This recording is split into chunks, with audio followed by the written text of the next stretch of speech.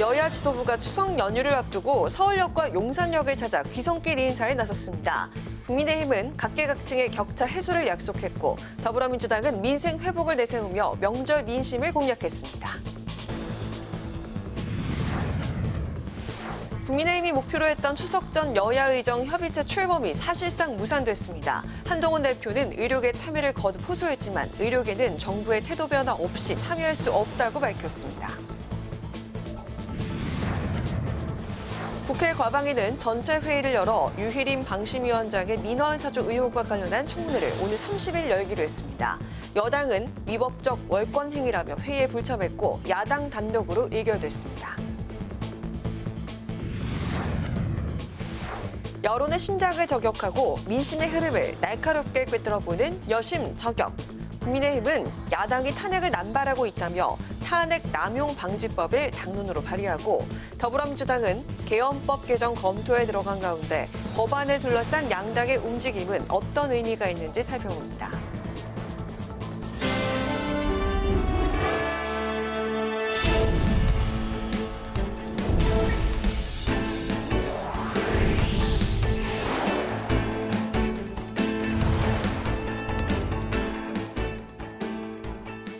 여러분 안녕하십니까? 9월 13일 금요일 국회 라이브 6 시작하겠습니다.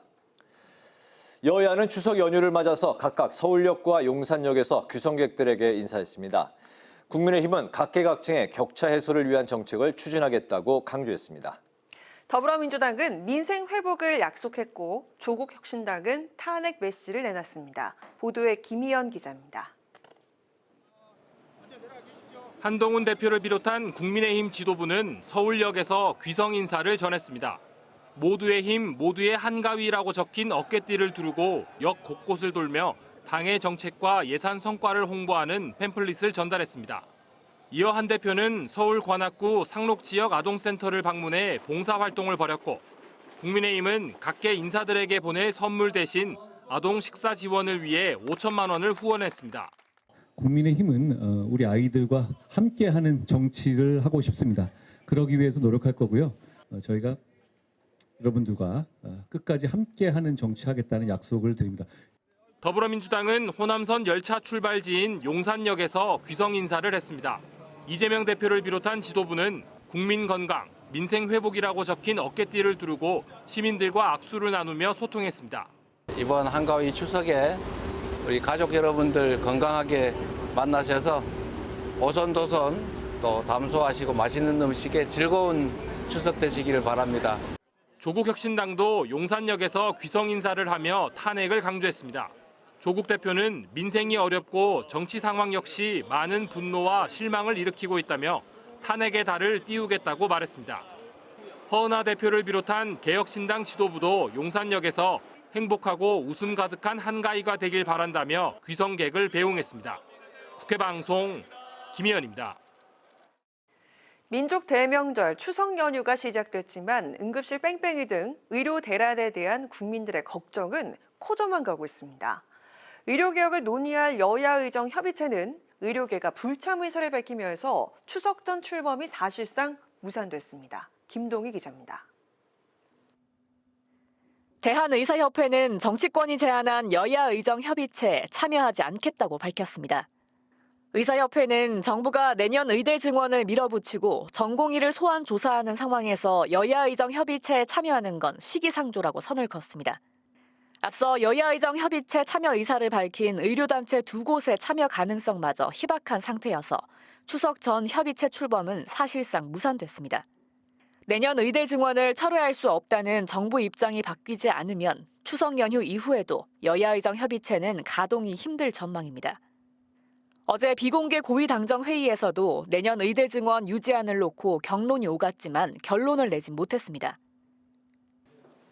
한동훈 국민의힘 대표가 의제 제한 없이 논의부터 하자고 정부 설득에 나섰지만 한덕수 국무총리는 학부모와 학생 혼란 때문에 내년 의대 정원은 논의할 수 없다는 입장을 굽히지 않은 걸로 알려졌습니다. 의사단체들이 협상장으로 오는 것이 중요하다. 백지 상태에서 논의해 볼 수 있는 공간을 마련해 줘야 의사단체들도 명분을 갖고 돌아올 수 있을 테니. 한동훈 대표가 박단 전공의협의회 비대위원장과 소통하며 대화 참여를 부탁해왔지만 상황이 녹록진 않습니다. 더불어민주당은 추석 연휴 동안 아프면 큰일 난다는 국민 불안이 커지고 있는데도 정부 여당이 제대로 대응하지 않고 있다고 지적했습니다. 한덕수 총리와 한동훈 대표는 서로 다른 얘기를 하면서 의료 대란에 대해서 책임을 서로 떠밀면서 내가 옳다, 네가 틀리다라고 시전하고 있습니다. 또 한동훈 대표를 향해 윤석열 대통령과 말이 통하지 않으면 여야가 의료계를 설득하자고 밝혔습니다. 의료 공백 사태 수습에 국민건강보험 재정 2조 원이 투입된 걸 두곤 사고는 대통령이 치고 수습은 국민보험료로 메꾼다고 비판했습니다. 국회 방송 김동희입니다. 해병대원 특검법 등 쟁점 법안 3건의 본회의 상정이 연기되면서 추석 연휴 필리버스터는 피하게 됐습니다. 하지만 쟁점 법안에 대해 여야 이견이 큰 상황인 만큼 추석 이후 정기국회 일정에 어려움이 예상됩니다. 김지수 기자입니다. 특검 법안 등 본회의에 부의된 법안은 추석 연휴 이후인 19일에 처리할 수 있도록 양당이 협의해 주시기 바랍니다. 우원식 국회의장의 결단으로 추석 필리버스터는 피해가게 됐습니다.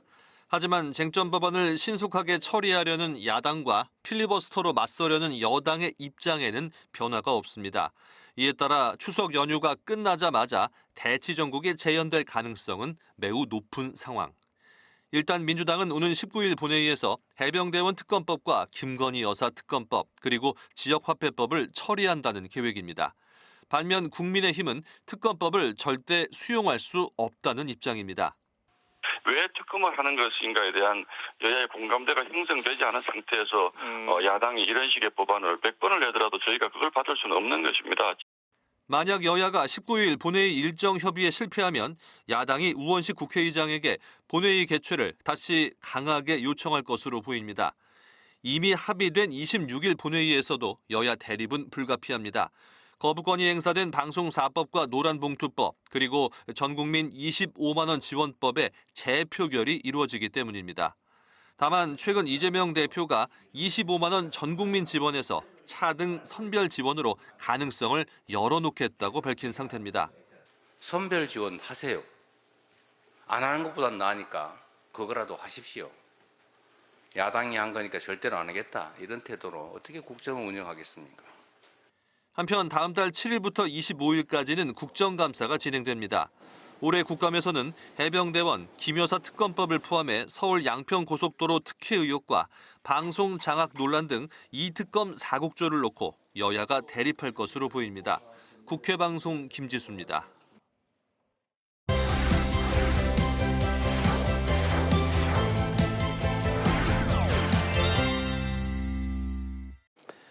네, 한 주간 있었던 정치권 이슈를 정리해드리는 순서 주간 이슈픽 코너입니다. 김동길 기자 나와 있습니다. 김 기자 어서 오십시오. 안녕하세요. 네, 반갑습니다. 첫 번째 이슈픽부터 바로 살펴보도록 하죠. 한덕수, 박지원. 네. 최근에 두 분의 그 기사하고 영상이 최근 SNS에 좀 많이 돌았습니다. 아, 그런가요? 네네. 한덕수 국무총리와 박지원 의원, 더불어민주당 의원. 제가 질문을 좀 하나 드려보겠습니다. 네. 이 두 사람의 공통점은 뭐가 있을까요? 그냥 베테랑 중에 네. 베테랑. 네, 그것도 그렇고요. 네. DJ 정부 출신 인사라는 공통점이 있습니다. 그렇죠. 네. 자, 박지원 의원 같은 경우는 DJ 정부에서 대통령 비서실장을 했었고 당시 경제수석이 한덕수 현 지금 국무총리인데요. 이번 대정부 질문에서도 좀 알게 된 사실이 있습니다. 네. 박지원 당시 청와대 비서실장, 대통령 비서실장이 지금의 한덕수 총리, 당시 이제 경제수석을 발탁했다라는 사실을 대정부 질문에서 박지원 의원이 그렇게 얘기하는 모습들이 포착됐습니다. 본인이 네. DJ 정부 시절 한덕수 총리를 발탁했었다. 네. 네, 그런 인연이 또 있었군요. 22대 국회 이제 첫 대정부 질문에서 정치 분야에서 한덕수 총리 그리고 이제 박지원 의원 네. 맞붙었다는 표현보다는 티키타카가 있었다. 네, 맞습니다. 네네. 이제 주고받는다 말을 네네. 그런 표현들이 되는데요. 보통 이제 대정부 질문에서는 고성이 좀 오가고 또 비판들을 많이 하는데 한 총리와 박 의원은 위트가 섞인 말로 이제 설전을 벌이면서 여야 의원들의 웃음을 유발하기도 했습니다. 박 의원이 한 총리를 향해서 대통령이 달나라 대통령이냐라고 이렇게 물었더니 한 총리는 아니다. 같은 나라의 국민이다라고 답을 하고요. 또 박 의원이 한 총리가 국회의원들 질문에 저돌적으로 반항을 하고 있다. 옛날에 한덕수로 돌아가라. 그때는 좋은 한덕수였는데 지금은 나쁜 한덕수다라고 하니까요. 한 총리가 저는 안 변했다라고 응수를 합니다. 또 김건희 여사 생일 파티 사진 공개와 관련해서 설전이 있었는데 네. 이 영상은 한번 직접 영상으로 만나보시는 게 좋을 것 같습니다. 네. 개원식 날 대통령이 미국 국회의원들하고 김건희 여사 생일 파티? 이게 말이 됩니까? 그런데 이 정신 나간 대통령실에서는 왜 하필이면 이런 사진을 공개해가지고 국민 염장을 지르냐 이거예요. 이제까지 그 비서실장으로서 공보수석으로서 홍보수석으로서 모든 정권에 걸쳐서 최고였던 박지원 의원님을 따라갈 사람이 없기 때문입니다. 그렇죠. 네, 바로 그 반전의 장면이네요. 네. 이 설전이 오가면서 이제 고성이 오갈 수도 있는 상황이었는데 네. 왜냐 발언 자체가 좀 박 의원이 셌기 때문에 네. 그랬는데 이거를 또 좀 재치 있게 네. 한덕수 총리가 잘 넘겨서 좀 보셨지만 본회의장에서 웃음이 유발하는 그런 상황들이 벌어졌습니다. 그렇군요. 마치 그 리허설을 좀 그 두 분이 사전에 했던 것처럼 티키타카가 좀 잘 맞았던 장면인데 이 부분에 대한 평가는 대정부 질문에서 뭐 재미가 있었다. 반면에 또 적절치 않았다. 뭐 엇갈리는 부분이기도 했던 것 같습니다. 아무래도 당시에 이제 두 분이 오랫동안 이 같이 일을 했었기 때문에 네. 한덕수 총리의 답변을 하는 이제 태도들을 보면 조금 다른 의원들과는 다르게 좀 편안한 모습으로 하는 모습들이 좀 보이는 부분이 있었거든요. 네. 그래서 아마 그런 부분들이 이런 발언들로 나오지 않았나 이제 그렇게 생각이 됩니다. 네. 두 번째 이슈픽 살펴보겠습니다. 야간 대정부 질문. 네. 대정부 질문이 보통 오후 2시쯤에 열리는데 외교통일 안보 분야 대정부 질문이 7시쯤에 이례적으로 열렸었죠. 네, 맞습니다. 둘째 날이었죠. 대정부 질문 둘째 날. 네. 보통 국회 본회의 대정부 질문은요. 오후 2시에 열립니다. 왜냐하면 네. 국회법에 그렇게 규정이 돼 있기 때문에 2시에 열리는데 보통 뭐 여야의 원내대표 합의가 있으면 네. 조금 시간을 조정하긴 하지만 이제 대개는 2시에 열리는 게 맞는데 네. 그때는 이제 오후 7시 늦은 시간에 열리게 된 상황이 됐습니다. 왜 그렇게 된 건가요? 네, 조태열 외교부 장관과 김용현 국방부 장관의 출석 문제가 원인이었습니다. 두 장관은 이제 외부 행사 일정을 이유로 불출석을 사전에 통보를 했고요. 또 여야 원내대표의 허가도 있었는데 뒤늦게 민주당 측에서 야당에서 반발이 나오면서 네. 대정부 질문 시간이 늦춰진 겁니다. 박찬대 민주당 원내대표는 당 이제 소속 의원들에게 유감을 또 표한 것으로 알려지기도 했습니다. 조태열 외교부 장관은 저녁 7시, 또 김용현 국방부 장관은 저녁 9시가 돼서야 출석을 했고요. 네. 이날 대정부 질문이 끝난 시간은 밤 11시 15분이었습니다. 그렇군요. 두 장관의 출석 가능 시간 때문에 저녁 7시에 이제 대정부 질문이 열리는 그런 이례적인 상황이 이제 발생했던 거군요. 네, 맞습니다. 네, 마지막 이슈픽 세 번째 가보겠습니다. 네, 특검법 줄다리기. 네, 이번 한 주는 김건희 여사 특검법과 해병대원 특검법 본회의 상정 시기 언제 상정되느냐, 처리가 되느냐를 두고 좀 관심이 집중이 됐는데 왜냐하면 추석 연휴가 있었기 때문에 그렇죠. 그런 문제들이 좀 있었습니다. 말씀하신 대로 의원 보좌진들 그리고 이제 국회 직원들 사이에서는 추석 연휴에 혹시 이제 필리버스터가 열리는 거 아니냐, 그러면 나의 연휴도 사라지는 거 아니야, 이런 우려와 좀 걱정이 있었다고요? 네, 많이 있었습니다. 그래서 설마 네. 뭐 이런 표현들도 많이 들었고. 김 기자도 당사자인가요? 네, 저도 이제 당사자가 되겠죠. 네네. 그래서 어떻게 되느냐, 이제 이번 주는 그래서 월요일부터 좀 진행되는 상황을 좀 지켜봤는데요. 네. 민주당 당내 분위기가 그 화요일을 지나면서 목요일 본회의에서 특검법이 처리하겠다라는 이제 기류가 형성이 됩니다. 왜냐하면 민주당이 법사위에서 국민의힘 반발이 있었지만 김건희 여사 특검법과 이 해병대 특검법 두 특검법을 전체 회의까지 속전속결로 처리했기 때문인데요. 그래서 민주당이 이 대정부 질문 마지막 날인 어제 본회의에서 처리하겠다는 강한 의지로 읽혔습니다. 이는 뭐 생각을 해보면 추석 밥상머리에 김건희 여사 특검법과 이 해병대 특검법 두 특검법을 올려서 여론을 주도하겠다라는 의도로 좀 풀이가 되는데 여기에 우원식 국회의장이 제동을 걸었습니다. 우 의장은 지금 국회의 가장 큰 책무는 무엇이냐? 의정 갈등 해결이라고 강조를 하면서요. 특검 법안 처리를 추석 연휴 직후인, 그러니까 추석을 지나서 19일에 할 수 있도록 여야가 협의해달라고 이제 중재안으로 주문을 했습니다. 우 의장의 발언은 직접 한번 들어보시죠. 네.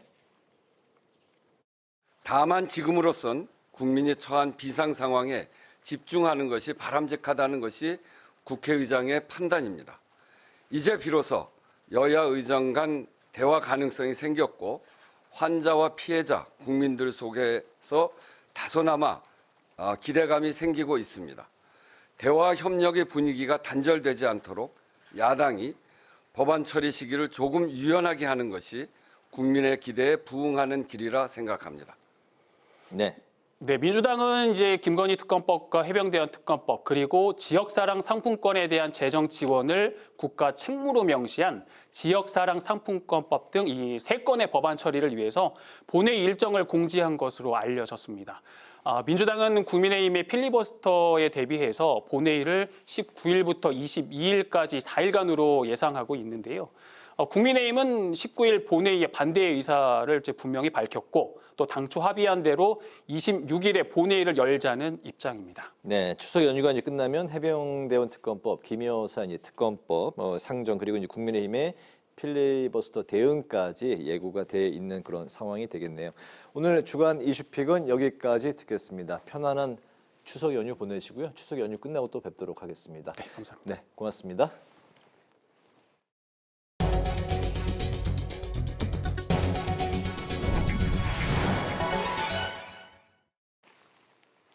국회 과학기술정보방송통신위원회가 야당 주도로 유희린 방송통신심의위원장의 민원 사주 의혹에 대한 진상규명을 위해 오는 30일 청문회를 열기로 했습니다. 과방위는 당초 오늘 전체 회의에서 이번 사건과 관련한 긴급 현안 질의를 펼칠 예정이었지만 류 위원장과 김태규 방통위 직무대행 등이 불참하자 청문회 개최안을 의결했습니다. 한편 여당 의원들은 법원 영장에 따라 진행된 압수수색을 문제 삼아 현안 질의를 하는 것은 방심위 업무를 방해하려는 위법적 월권 행위라며 오늘 과방위에 불참했습니다. 국민의힘이 원자력안전위원회 신한울 3, 4호기 건설안 허가를 환영하며 꾸준히 방패장법 제정에 협조해달라고 야당에 촉구했습니다. 국민의힘은 논평에서 신한울 3, 4호기 건설 허가는 원전 생태계 복원과 원전 산업체 도약의 계기가 될 것이라며 꾸준히 방패장법 입법을 통해 문재인 정부의 탈원전 흑역사를 끝내자고 주장했습니다. 여당은 꾸준히 방패장법 통과가 늦어지면 원전 가동 중단과 전기요금 폭등 그리고 대규모 정전 사태와 수출 타격 같은 폐해가 쓰나미처럼 몰려올 것이라고 우려했습니다. 더불어민주당이 지난 11일 금융노조 집회 도중 공권력 투입으로 발생한 폭력 사태에 대해 조지호 경찰청장의 사과와 철저한 진상규명 그리고 책임자 문책을 요구했습니다. 전현희 최고위원은 경찰이 소음 기준을 넘겼다는 이유로 적법하게 진행된 집회에서 공권력을 동원해 박홍배 민주당 의원을 비롯한 다수의 노조원들이 부상을 당했다고 주장했습니다. 국회 행안위와 환노위 소속 민주당 의원들도 경찰청을 방문해 박 의원과 금융노조원 부상에 대해서 항의했습니다. 허은하 개혁신당 대표가 어제 도이치모터스 주가 조작 사건의 전주 유모 씨가 유죄 선고를 받은 것을 두고 김건희 여사 특검법에 대해 찬성할 수밖에 없는 상황이 됐다고 밝혔습니다.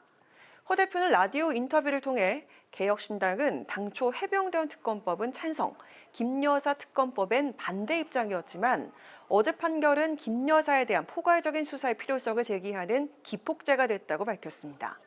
또 김 여사가 최근 명품백 수수와 관련해 무혐의 처분을 받으며 법적으로 문제가 없다고 나왔더라도 대리 사과가 아닌 직접적인 사과와 해명이 필요하다고 주장했습니다.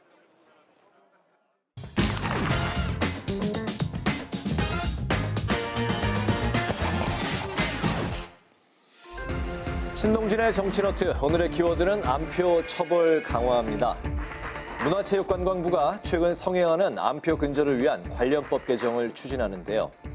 암표 거래 처벌 대상을 자동 반복 프로그램인 매크로 프로그램 사용 여부와 상관없이 일반적으로 웃돈을 얹어서 거래하는 행위도 금지하고요. 처벌 수위 또한 상향 조정하는 건데요. 권익위 권고에 따라서 현행 1년 이하 징역 또는 1,000만 원 이하의 벌금인 벌칙 규정을 최대 3년 이하 징역 또는 3천만 원 이하의 벌금으로 상향해서 암표 수익에 대한 몰수 및 추징도 가능하도록 규정을 마련할 예정입니다. 현행법은 부정판매의 기준을 자신이 구입한 가격을 넘는 금액으로 재판매한 경우로 보고 있습니다. 그러나 실제 관람객들이 구입한 가격은 개인마다 제각각으로 신고 단속 척도 시 혼란이 발생할 가능성이 상당합니다. 문체부에 따르면 공식 신고된 공연 암표 건수가 2년 새 10배가 넘게 증가한 것으로 나타나고 있는데요.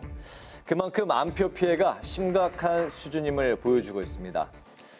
예컨대 지난해 말 가수 이명웅의 전국 투어 콘서트 VIP석 가격은 16만 5천 원이었지만 온라인상에 올라온 암표 가격은 정가의 30배가 넘는 무려 500만 원까지 치솟은 바가 있습니다.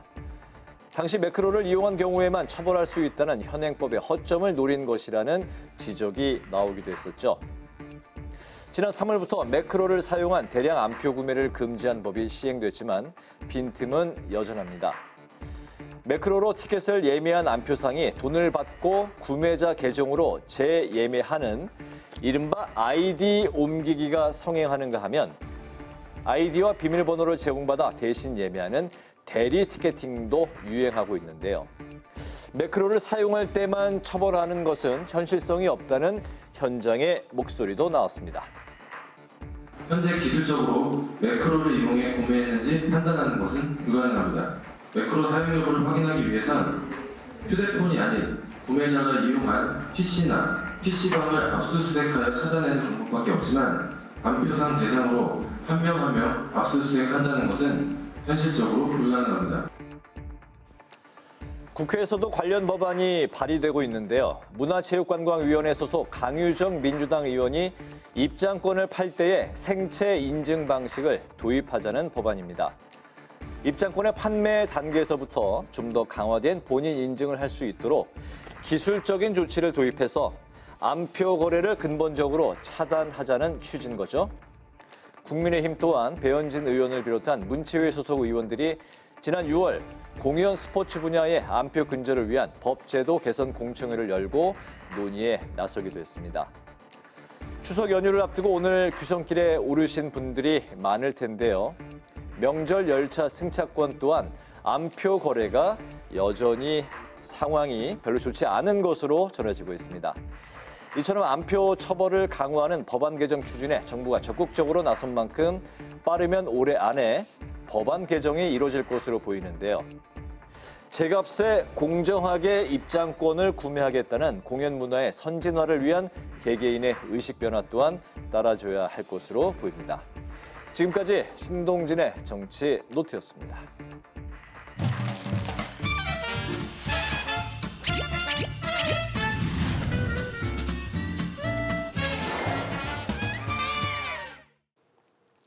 정치권 이슈와 정책 분석을 통해 여론의 심장을 저격하고 민심의 흐름을 날카롭게 꿰뚫어봅니다. 여심 저격, 장윤미 민주당 법률위 부위원장, 강전의 국민의힘 노동위 부위원장 두 분 모셨습니다. 반갑습니다. 안녕하세요. 네, 추석을 앞두고 네. 또 이렇게 뭉치게 됐는데 오늘 네. 나란히 저희 의상 스타일이 비슷합니다. 네. 색도 비슷하고 네. 네, 연휴를 앞두고 좀 합심을 해서 마음을 네. 모으자는 뜻이었는데 사실 좀 오늘 이슈에 있어서 네. 시원하게 뭔가 또 명쾌하게 좀 두 분이 풀어주셨으면 좋겠다는 네. 그런 생각이 들거든요. 네. 의상은 차분하지만 마음만큼은 화끈하게 한번 뜨겁게 해보겠습니다. 네, 뜨겁게 한번 이야기 나눠보도록 하겠습니다. 네. 오늘도 저희가 준비한 이야기들 정말 많습니다. 자, 먼저 국민의힘이 야당이 압도적인 의석을 무기 삼아 탄핵을 남발하고 있다면서 탄핵 남용 방지법을 당론으로 발의했습니다. 반면 윤 정부의 계엄 준비 의혹을 제기하던 민주당은 계엄법 개정 검토에 나섰습니다. 법안을 둘러싼 양당의 움직임은 과연 어떤 의미가 있는지 여심적에서 먼저 살펴보도록 하겠습니다. 자, 먼저 강 변호사님. 네. 자, 우선 국민의힘은 탄핵 남용을 방지하는 특별법 제정을 당론으로 발의를 했습니다. 네, 맞습니다. 민주당이 윤 정부 임기 동안 18건의 탄핵 소추안을 발의했는데 모두 헌법재판소에서 기각됐다는 점을 지적을 했죠. 맞습니다. 이 법안에 구체적으로 좀 어떤 내용이 담겨 있습니까? 일단은 탄핵 소추안을 발의를 하면 그 해당되는 사람 같은 경우는 직무가 정지가 되는 상황이거든요. 네. 지금도 이진수 방통위원장 같은 경우는 헌법재판소에서 심리 중인데 그동안에는 직무가 정지되어 있고 과거에 이상민 행안부 장관에 대해서도 이태원 참사와 관련해서 그때 민주당에서 탄핵안을 발의를 할 때 많은 법조인들이 이게 어떤 정무적인 책임을 떠나서 헌법과 법률에 중대한 위반이 있어 보이진 않는다라는 의견들이 많았단 법적으로는 말이죠. 책임이 없다. 예, 그럼에도 불구하고 민주당에서 어쨌든 탄핵안을 발의를 했고 이상민 의원 같은 경우 6개월 정도 걸렸어요. 네. 한 5달 반 정도가 걸렸는데 헌법재판소에서 일치된 의견으로서 기각이 된 것이죠. 최근에 이정석 검사에 대해서도 역시 일치된 의견으로서 기각이 나왔습니다. 이상민 장관 같은 경우에는 그때 호우가 굉장히 심하게 왔었단 말이죠. 네. 그 폭우가 왔었는데 그때 우리는 그런 국가적 재난이 있을 때는 행안부 장관이 컨트롤타워 수장이 되도록 되어 있었는데 그때 그 폭우가 내릴 때 우리는 직무가 정지되어 있었기 때문에 행안부 장관, 컨트롤타워의 수장이 없는 상황으로 그 재난을 맞이했었던 그런 기억이 있습니다. 결과적으로는 민주당에서 이렇게 탄핵 소추안을 발의를 하는 것이 남용이 되면서 그 해당인들이 직무가 정지되고 그리고 또 국민의 입장에서는 그것을 막기 위해서 굉장히 이게 정쟁이 커지면서 국회가 거의 올스톱되어 있었던 상황이었었잖아요. 이거를 좀 방지를 해보자라는 의미에서 국민의힘에서 결국엔 당론으로서 이걸 발의를 하게 됐는데요. 법안 내용을 먼저 말씀을 드리면은 일단은 탄핵소추에 대한 권한 남용을 금지하는 것을 명시한다. 이거는 선언적 의미라고 볼 수 있을 것 같습니다. 그리고 뭐 보복 탄핵을 금지한다라는 내용이 있어요. 이게 어떠한 내용이냐면 현재 그 검사 4명에 대해서 탄핵소추안이 발의가 되어 있는데요. 민주당 입장에서는 그 검사들이 뭐 나름대로의 이유가 있다라고 하고 있지만 결과적으로는 그 4명의 공통점은 이재명 대표에 대한 수사를 했었던 검사라는 것이죠. 네. 그래서 이러한 국회의원의 본인이나 가족 그리고 같은 당 의원에 대해서 수사하는 검사 그리고 이제 재판을 하고 있잖아요. 재판하는 판사에 대해서 이렇게 탄핵소추를 하는 것을 금지하는 내용도 포함이 되어 있습니다. 그리고 탄핵소추의 시효를 3년으로 설정하는 것, 또 직무개시 후 6개월 내 탄핵을 금지하는 것. 이 내용은 이진수 방통위원장 같은 경우에는 직무를 시작하고 바로 다음 날 네. 탄핵소추안이 발의됐었잖아요. 그렇다면 하루 이틀 만에 무슨 탄핵이 될 만큼의 중대한 헌법과 법률의 위반이 있었냐라는 이야기들이 있었기 때문에 6개월이라는 기간을 설정을 한 것이고 그리고 오늘 언론에서 많이들 보셨을 텐데 탄핵이 각하되거나 기각됐을 경우에 그 비용에 대해서 발의한 당이 책임지도록 이러한 내용들이 있습니다. 비용이 많이 듭니까? 지금 이게 뭐 그 특검이라든지 이런 것들에 대해서 생각을 해보면은요, 민주당은 한번 특검을 할 때 한 76억 정도가 들어간다라고 이야기를 하고 있어요. 예, 근데 만약에 기간이 연장된다거나 하면 사무실의 비용 그리고 인건비 같은 게 해서 보통 한 100억 정도가 들어간다라고 국민의힘에서는 보고 있습니다. 이러한 것들에 대해서 결과적으로는 정치적인 책임을 넘어서 법적 책임을 지는 것, 이거를 핵심으로 해서 발의를 한 것이거든요. 지금 일단 국민의힘에서 발의를 하였고 민주당에서는 좀 반박을 하고 있는 상황이기는 합니다. 네. 저희 방송하면서도 이제 탄핵소추 나올 때 이게 13번째다, 15번째다 이렇게 이야기를 언급하면서 이야기를 했는데 어느덧 그 18번째 발의가 됐습니다. 국민의힘 측에서 이렇게 민주당의 잇따른 탄핵 배경엔 이재명 대표의 사법 리스크가 있다 이렇게 강조를 하고 있는데요. 대통령실은 최근 그 야당에서 결성된 윤석열 탄핵 준비 의원 연대에 대해서 이재명 대표 방탄연대 빌드업이 맞느냐 이렇게 비판하기도 했는데 이에 대한 그 민주당 입장 어떻습니까? 저는 일단 지금 지금 그 국민의힘에서 탄핵 남용 방지 특별재정법 이제 이것이 이재명 대표에 대한 방탄용이고 이제 무리하게 좀 제기가 되기 때문에 막아야 된다. 법으로 하겠다고 하는데 대단히 좀 부적절하다고 생각합니다. 눈에는 눈, 이에는 이의 식으로 어떤 정치 공세 수단으로 전 입법하면 안 된다고 생각합니다. 이건 민주당도 마찬가지일 겁니다. 왜냐하면 이건 헌법 재판의 체계를 그냥 무너뜨리는 거예요. 이 부분과 관련해서도 임용된 지 6개월이 되지 않은 사람에 대해서는 탄핵 소추조차 하지 못한다. 탄핵과 관련해서는 헌법에 명시가 돼 있습니다. 헌법과 법률의 위반이 고위공직자, 여기서는 대통령을 포함해서 국무위원이 들어가는데요. 6개월인지 12개월인지 하루인지 중요하지 않습니다. 헌법에 위반이 있으면 탄핵할 수 있다고 이런 헌법 최상위법에 규정이 되는데 이걸 네. 6개월 안에는 못하게 한다. 그리고 저희가 재판을 하다 보면 형사재판에는 피해자가 됐든 피고인이 됐든 비용을 부담하는 게 없습니다. 이건 공권력의 법 집행이기 때문이에요. 네. 헌법재판소 절차 마찬가지입니다. 위헌인지 아닌지 어쨌든 대한민국의 최고 헌법재판소에서 간음을 하는데 비용을 일방에게 기각됐다고 부담시킨다. 이건 상당히 근간을 흔드는 거예요. 이렇게 뭔가 어떤 불만이 있다라고 해서 거길 땜질식으로 입법하는 건 상당히 반대를 하고 있고요. 뭐 물론 필요 최소한으로 해야 된다는 문제의식엔 공감합니다만 좀 무리하다는 차원이 있고 일부에서 이제 민주당과 조국혁신당 그리고 뭐 진보당 의원들이 탄핵과 관련한 뭐 탄핵 준비 의원 연대를 발족시킨 것으로 알고 있습니다. 네네네. 이 부분과 관련해서는 민주당의 입장은 당연하지만 탄핵을 가시화한다거나 어떤 시동을 건다는 입장이 아닙니다. 탄핵은 민주당이 하는 게 아닙니다. 국민들이 하는 겁니다. 그렇다면 민주당이 뭔가 국민들보다 한 발 내지 반발 앞서서 탄핵을 견인한다 이런 생각 없는 것으로 알고 있습니다. 다만 지금 현실적인 지형이 어떻습니까? 오늘 갤럽 조사를 보더라도 최저치가 나왔어요. 20%의 지지율로는 국정운영 제대로 가동할 수 없습니다. 국민들의 마음이 상당히 떠났다는 거예요. 박근혜 전 대통령이 한번 탄핵이 됐던 전례가 있는 대통령이죠. 그때 지지율 아마 그거보다 높았던 것으로 제가 알고 있습니다. 네. 그렇다면 이런 부분과 관련해서 대안을 지금 국정 주체로서 집권 여당과 지금 정부가 낼 수 있는 능력과 어떤 그런 의지가 있는가 상당히 물음표로 보이는 부분이 있죠. 의정 갈등과 관련해서도 뭔가 정부의 개혁에는 항상 뭐 반대 세력이 있다. 가짜 뉴스라고 국무총리는 지금 언성을 높이고 있습니다. 이런 현실인식 잘못됐다고 국민들이 언급하고 있는데도 그대로 내 길은 내 갈 길 간다라고 하는 그런 인식으로 과연 국민 응원 받을 수 있겠습니까? 그래서 일부의 의견이지만 이런 탄핵 준비 의원 연대가 저는 이 정부가 깊이 새겨야 될 지점은 있다고 생각합니다. 네, 우리 장 변호사께서 하나하나 조목조목 반박해 주셨는데 민주당은 탄핵이 헌법상의 권한이고 탄핵 사유가 있는 공직자에 대해서 적법한 절차를 거쳐서 남용이 아니다 이렇게 반박을 하고 있죠. 민감한 사안인 만큼 여야 신경전이 아주 팽팽한 그런 상황인데 자 결국 그렇다면 우리 강 변호사님이 탄핵 남용 방지법 통과가 될 수 있을지 좀 어떻게 전망하십니까? 일단 민주당에서 그 탄핵 소추를 할 수 있는 것에 대해서 법률, 헌법과 법률에 규정이 있다고 이해하신 부분은 당연히 인정할 수밖에 없죠. 그런데 민주당이 어떤 거대 야당으로서 너무 폭주하는 것이 아니냐라는 것에 의문을 제기하고 있는 것입니다. 지금 말씀하신 내용의 탄핵이 정말로 헌법과 법률에 중대한 위반이 있다라고 어떤 국민적인 공감대가 저는 선행이 돼야 된다고 생각하는데 앞서 말씀드린 예에 있어서 이상민 행안부 장관 같은 경우에 그때 이태원 참사와 관련해서 어떤 법조계에서도 이것은 헌법과 법률의 중대한 위반이라고 보기 어렵다라는 이야기들이 있었고 결국에는 민주당에서 무슨 얘기를 했냐면요. 헌법재판소에서 전원일치된 의견으로서 기각이 되었을 때 어떤 사과의 의사표시가 아니라 그래도 누군가가 정무적 책임을 져야 되는 것이 아니냐라고 이야기를 하는 거예요. 정무적 책임을 지는 것에 있어서 탄핵안을 발의한다. 그것은 그 절차가 맞지 않다라고 말씀을 드리고 싶습니다.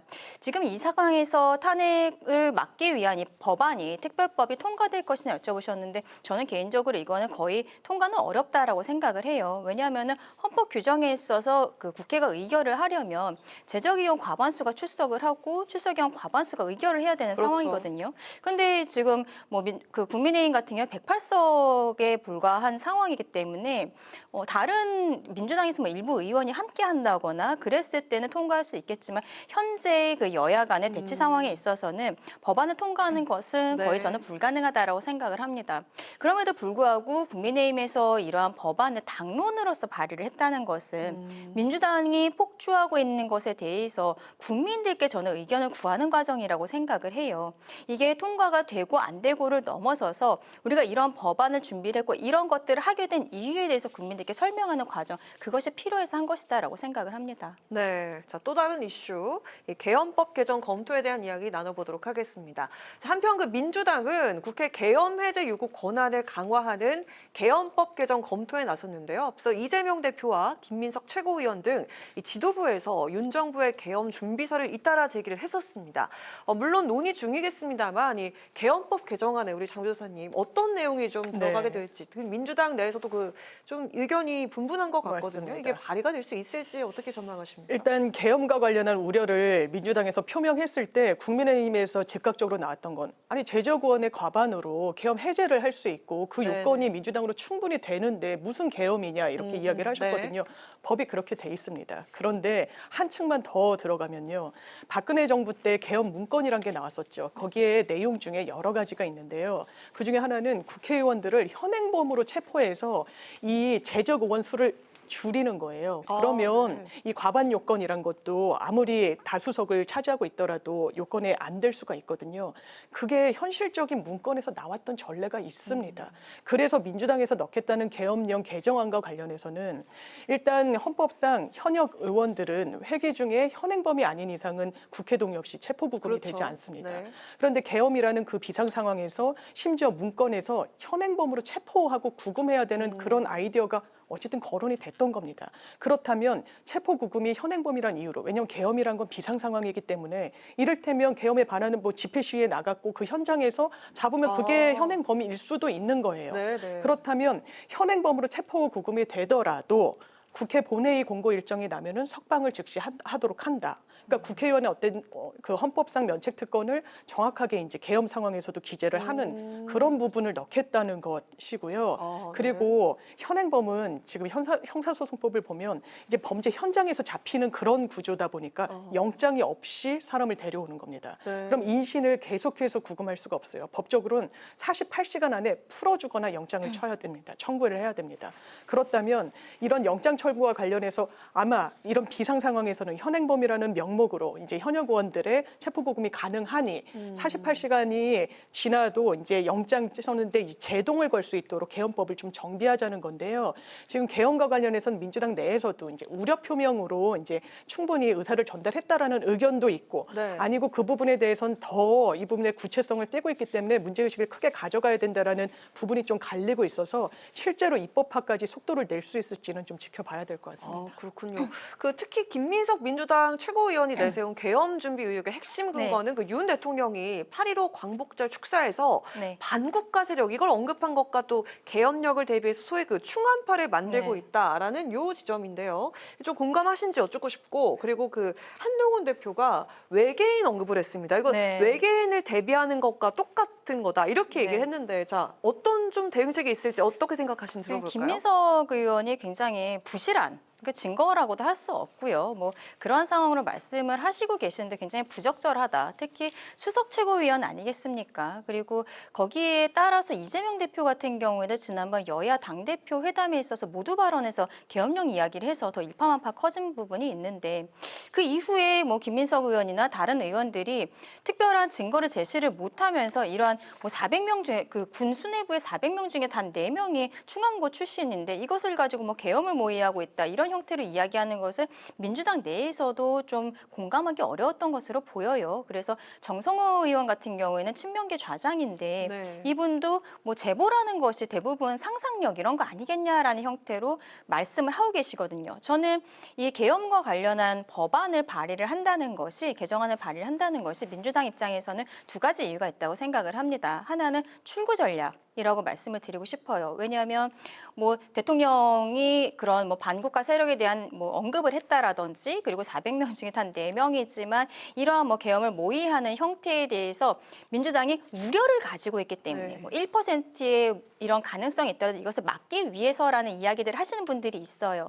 그렇기 때문에 그걸 막기 위해서 우리는 이런 개정안을 발의한다라고 이야기하는 칼을 꺼냈으면 무라도 썰어야 되는 이러한 부분들이 있다라고 생각을 하고 또 한 가지는 이 법안에 대해서 결과적으로 만약에 민주당에서 이 법안을 통과를 시켰을 때 대통령 입장에서 이것을 제2요구권을 행사하지 않을 수가 없습니다. 그렇다면 대통령이 제2요구권을 행사하면 봐봐라 계엄을 준비하고 있으니까 이 계엄과 관한 법령에 대해서 받아들이지 못하는 거 아니냐라고 다시 프레임화를 할 수 있다라고 저는 그 두 가지 이유 같다 생각을 하는데요.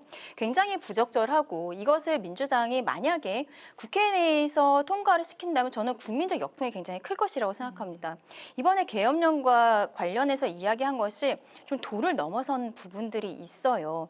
그리고 거기에 대해서 민주당이 이런 법안 발의 형태로서 출구 전략을 준비하고 있다고 저 생각한다고 말씀드렸는데 이러한 형태의 정치는 좀 보지 않았으면 좋겠다라는 개인적인 생각입니다. 네, 추석을 앞두고 있는데 그 22대 국회가 계엄령과 탄핵 공방으로 이렇게 충돌을 하고 있습니다. 하지만 그 당장의 의료 불안 해결과 또 민생 경제 회복 등 정말 여야가 힘을 합쳐서 풀어야 할 숙제들이 많이 남아 있는데요. 계엄령과 탄핵은 이 사회 혼란을 가중시킬 수 있는 중대한 문제입니다. 보다 무겁고 진중한 접근이 서로 필요해 보입니다.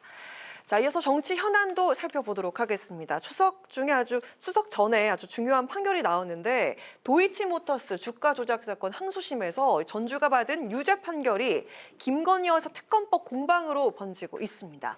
박찬대 민주당 원내대표는 김 여사의 계좌가 주가 조작에 활용된 건 이미 1심 판결부터 인정이 됐다면서 특검은 피할 수 없다 이렇게 주장을 했는데요.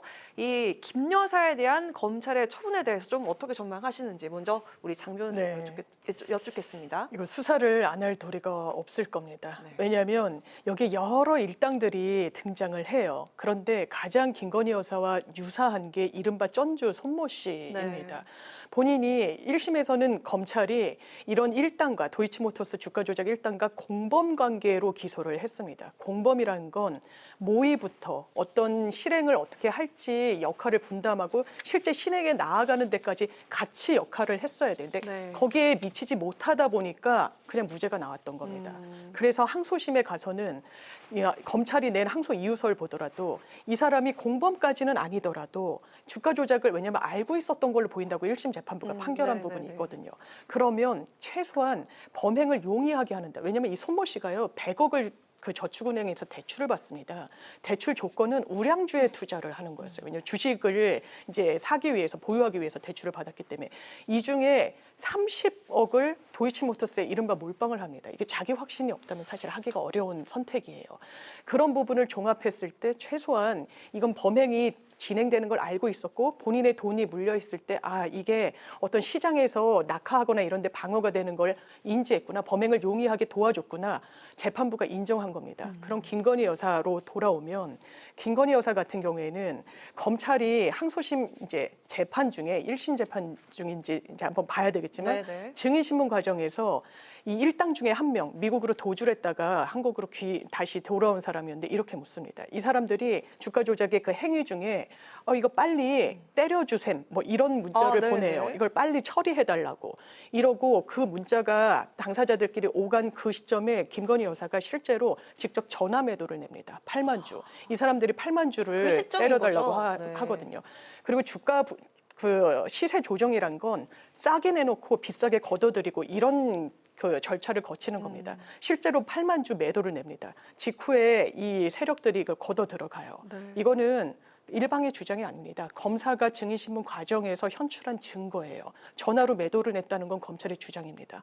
검찰이 의견서에 김건희 여사와 그 모친 그 최모 씨 그 올린 수익이 23억이라고 적시를 했습니다. 지금 유죄로 인정된 방조범 손모 씨 마이너스 1억 손해를 봤어요. 그렇다면 이것이 기소가 된다 안 된다 지금 예단하기는 어렵지만 수사를 안 한다면 이게 국민들이 용납하실 수 있겠습니까?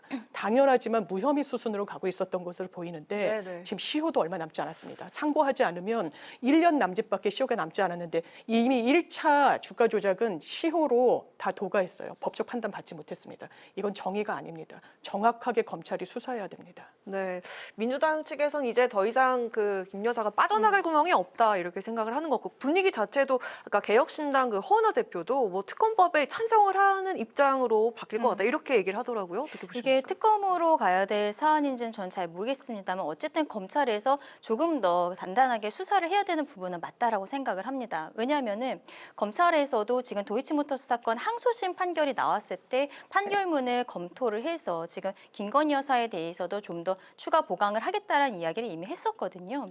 그리고 최근에 7월 정도에 그 김건희 여사를 경호 문제로 그 제3모처에서 조사를 하지 않았습니까? 그때가 실상 도이치모터스 사건에 대해서 조사를 한 것이었고 그리고 그때 만났을 때 명품백 조사까지도 같이 이루어졌었던 부분입니다.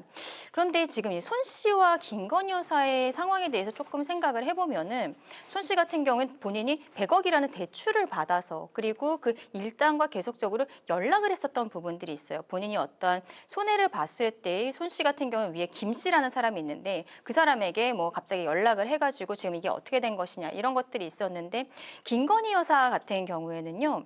계좌가 3개가 쓰인 것이 맞습니다. 그것은 이 일당의 1심 판결문에 나와요. 김건희 여사의 계좌가 쓰였다. 근데 김건희 여사 같은 경우는 일관되게 이야기하는 것이 본인이 계좌가 어떤 주가 조작에 쓰인다는 것은 몰랐었다라는 것이죠. 그리고 그 일당과 연락을 했다라거나 이런 증거들이 지금까지 검찰에서 확보하지 못한 것을 알고 있습니다.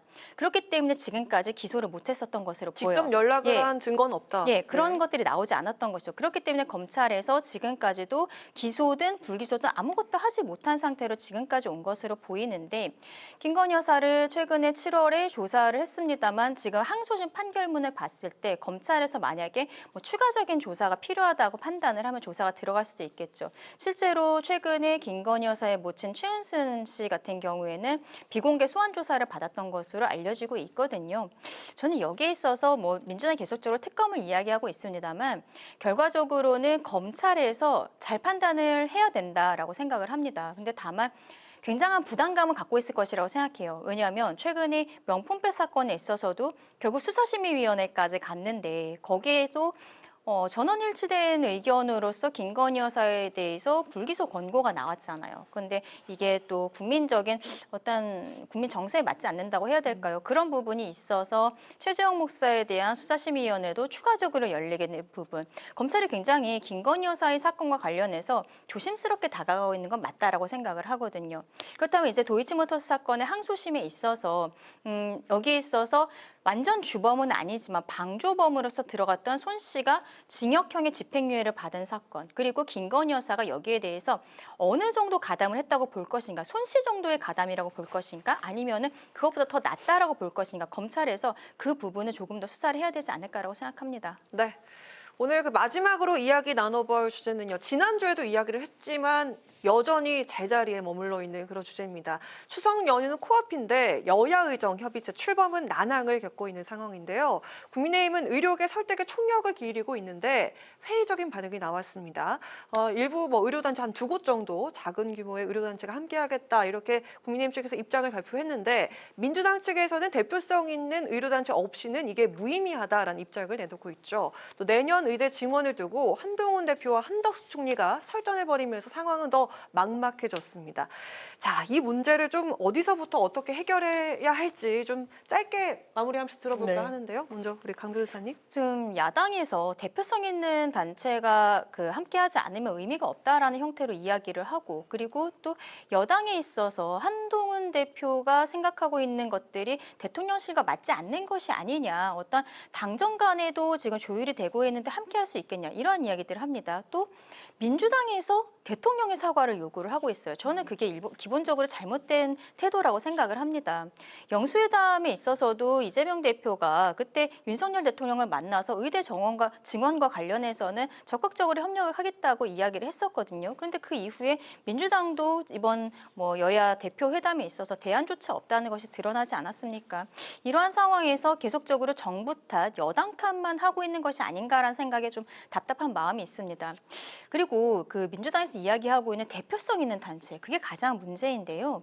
의사들 같은 경우 우리 변호사들은 대한변호사협회가 법정단체로서 대표성을 갖고 있습니다. 근데 의사는 그게 아니에요. 대한의사협회가 법정단체로서 대표성을 갖고 있는 게 아니거든요. 네. 그리고 대법원에서 의대 증원과 관련해서 이것을 막아달라는 가처분 신청이 있었을 때 지난 6월에 대법원까지 결정이 났었어요. 그때 대법원이 신청한 사람들 중에서 교수라든지 전공이라든지 의대생이라든지 18명이 신청했는데 의대생만이 신청인 적격이 있다라고 얘기를 했습니다. 그렇다면 이번 여야 의정 협의에 있어서도 결과적으로는 의대생들이 가장 관계가 있는 사람들, 이 사람들의 이야기를 들어야 되는데 지금 전공의 협의회가 박단 비대위원장을 중심으로 해서 좀 의견들을 많이 내고 있는데 현재는 의대생들이 전공의 협의회와 함께하고 있어요. 좀 젊은 의사들끼리 모여 있는 것으로 보입니다. 근데 박단 비대위원장이 이틀 전인가요? 이면태 대한의사협회 회장과는 같은 테이블에 앉을 수 없다라고 이야기한 거예요. 그렇다면 국민들께서는 너무 답답한 게 아까 야당에 대해서 제가 좀 지적을 하긴 했습니다만 여야 정 같은 경우 그래도 준비가 되어 있다고 생각하는데 의료계에서 대표성 누가 테이블에 올라갈 것인지 결정하지 못하면서 이게 차일피일 시간이 늘어지고 있고 지금 당장 내일부터가 추석 연휴가 시작이 되지 않습니까? 저는 그래서 말씀드리고 싶은 것이 의료계에서 정말로 이것이 집단 이기주의가 아니라 정말 국민 복원을 위한 것이다라는 진정성을 보이려면은 본인들이 테이블에 올라가기 위해서 시간이 지금 걸리는 거잖아요. 누가 대표를 할 것인가. 이 기간 동안에는 저는 의료를 정상화해야 된다고 생각합니다. 전공의들이 돌아와서 그래서 지금 일단 국민들의 그 어떠한 불안이라든지 이런 것들을 잠재우고 본인들의 진정성을 보인 이후에 그 이후에 여야 의정 협의체에서 협의가 되지 않았을 때 다시 실력 행사를 하든 다시 어떤 의견 개진을 하던 해야 되는 것이고 지금의 의사들 단체 내부에서의 문제가 이게 국민들께 피로감을 주고 그리고 이게 정말로 불안함, 생명권에 대한 위협으로서 오고 있는 이 상황이 굉장히 답답하다라고 말씀드리고 싶습니다. 사실 민주당이 비교적 소극적인 거 아니냐 그러는데 동의하기 어렵습니다. 왜냐하면요. 의사단체는 여러 단체들이 있고 이해관계가 대단히 다릅니다. 무의미한 소수 단체가 이 논의 테이블에 있다고 하면 설사 합의에 이르더라도 실효성이 전혀 없습니다. 민주당에선 그 부분을 우려하는 거고 그래서 개문발차하지 않겠다는 겁니다. 정말 효력이 있고 합의를 이끌어냈을 때 유효한 대안으로 기능할 수 있는 그런 주체가 논의 테이블에 들어와야 된다는 겁니다. 너무 당연한 겁니다. 그런데 한동훈 대표도 이야기했다시피 너무 상황인식이 아니라고 한가합니다. 이 정부가 그렇다는 겁니다. 지금 국민들 추석 앞두고 다들 응급실 못 가는 걸 전제로 노하우를 공유하고 있습니다. 돌아가신 분들 일일이 나열하지 않겠습니다. 응급실 뺑뺑이 한번 현장 가보라고 가동 잘 되고 있다고 가짜뉴스라고 얘기하는 이 인식 굉장히 아니랍니다. 왜냐하면 실제로 돌아가고 계시고 100m 앞에 이 응급실이 있는 데서 쓰러졌는데 그 여대생 숨졌거든요. 기사가 났더라고요. 네, 이걸 어떻게 하겠습니까? 그렇다면 한동훈 대표가 이야기한 대로 2025년 의대 정원도 한번 고민해 볼 수 있는 겁니다. 열어놓고. 왜냐하면 의사협회에선 그걸 굉장히 관건으로 이야기를 하거든요. 지금 1,509명을 일단 다 뽑아놓고 인적 물적 장비 갖춰야 됩니다. 교수도 충원하고 장비도 들여놔야 돼요. 그런데 이런 부분과 관련해서 2026년도에 절반으로 줄인다, 0명으로 원점한다. 그럼 그 뽑아놓은 인적 물적 장비 어떻게 할 겁니까? 의사단체의 의견도 일부 이해가 되는 부분도 있어요. 그렇다면 이 장기화되고 있는 국면을 멈추기 위해선 정부가 나서야 됩니다. 의사단체한테 대안 내놓으라고 하면 안 됩니다. 국정 운영의 주체거든요. 그렇다면 요구하는 대로 논의 테이블의 한 축인 박민수 차관 전 경질이 맞다고 봅니다. 왜냐하면 의사단체를 너무 지나치게 쓸데없이 자극해놨어요. 논의 제대로 이루어지기 어려울 겁니다. 의사를 의사라고 한 부분은 그냥 지연 말단적인 겁니다. 환자들을 외국으로 실어 날려서 다 의사들에게 구상하겠다고 했습니다. 이런 태도로는 협의되지 않을 겁니다. 모든 의제를 열어놓겠다고 정부가 일단 선언을 하고 의사단체는 유의미한 단체를 어떻게든 오도록 여당이 노력할 부분이 있겠지만 정부가 노력해야 됩니다. 그 노력이 지금까지는 제대로 보이지 않는 것 같습니다. 네, 이런 상황이 정말 안타까운데 이번 올 추석 연휴 덕담 인사말은 뭐 풍성한 한가위 보내세요가 아니라 건강하고 안전한 한가위 보내세요로 바뀐 것 같다라는 많은 이야기들이 있더라고요. 자, 오늘 여심저격 이렇게 마무리해 보도록 하겠습니다. 자, 지금까지 장윤미 민주당 법률위 부위원장, 강전의 국민노동위 부위원장과 함께한 여심저격 시간이었습니다. 두 분 고맙습니다. 감사합니다. 네, 오늘 국회 라이브 6 여기까지입니다. 시청해주신 여러분 고맙습니다. 안전하고 그리고 건강한 추석 연휴 보내시기 바라겠습니다. 고맙습니다.